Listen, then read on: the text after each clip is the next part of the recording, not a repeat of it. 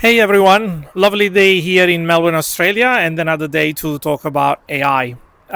So, I'm going to cover some topics that have come up recently, also in recent news, that I think are worth discussing and addressing.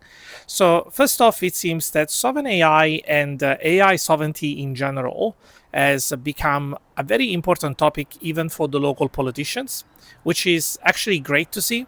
Something that we have been advocating for quite a while now has become topic of discussion at the highest level of the government. And I think that also looking at what Chris Bowen said as part of a larger article where even Simon Chris, a friend of ours, got mentioned, essentially the Australian government is not looking at AI data centers just as purely as an investment opportunity for foreign countries, but it needs to be something for the people.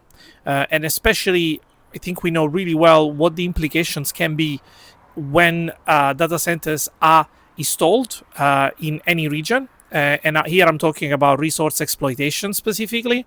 Everyone knows anyway the electricity prices in Virginia have skyrocketed ever since data centers have been built in such a large scale. Same thing goes for freshwater access, which is used to cool down these GPUs, let alone many other implications in relation to sound pollution and other side effects that I'm not going to talk about now.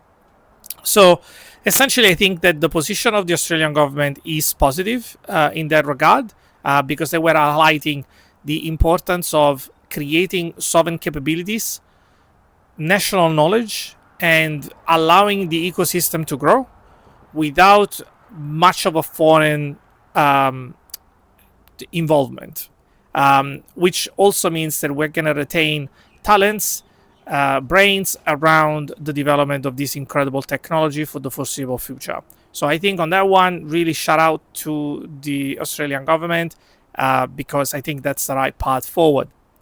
The second point that I would like to cover, which still relates, by the way, to sovereignty and development of AI capabilities here in Australia, we have recently introduced, even in ToothFairy, the ability for councils, government entities that adopt our product to quickly import predefined AI agents, AI tools, AI skills that are specifically tailored around government use cases. These have been developed partially also knowing roughly what government bodies and local councils that already use our product do. And obviously this, in our opinion, will allow for a frictionless adoption of this technology, understanding that we cannot expect the market to become to be saturated by AI products that people do not know how to use.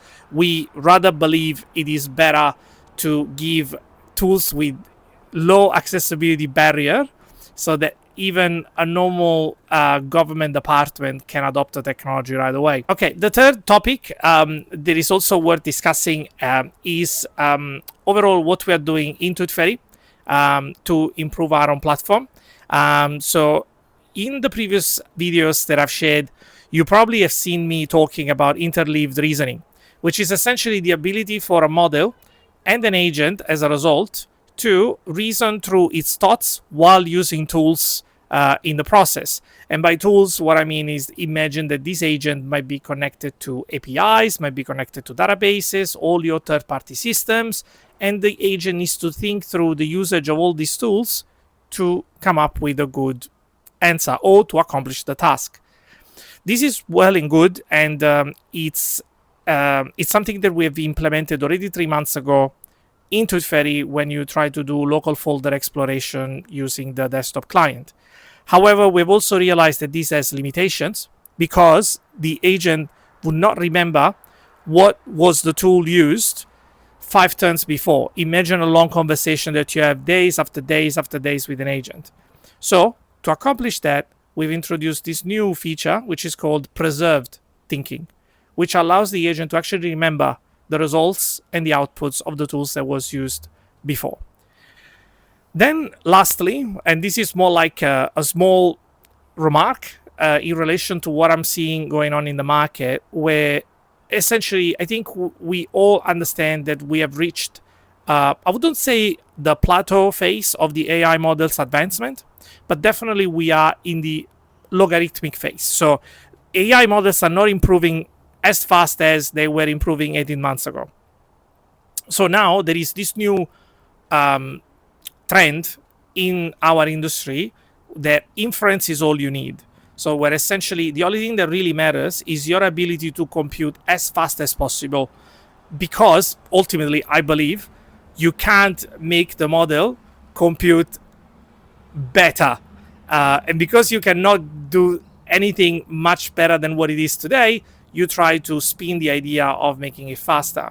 Again, the reason why I'm raising this point is that I want to stress that no business, no government department would ever choose a model, let alone a solution, just because the solution can spit out tokens or words 20% faster.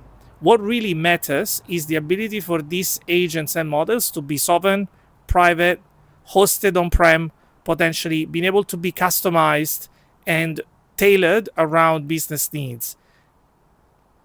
So with that said, I believe that this is a good update, and more will be coming soon anyway, because we have some exciting news about ToothFairyAI traveling to Europe, and we're going to be there attending a series of events which we are very excited about.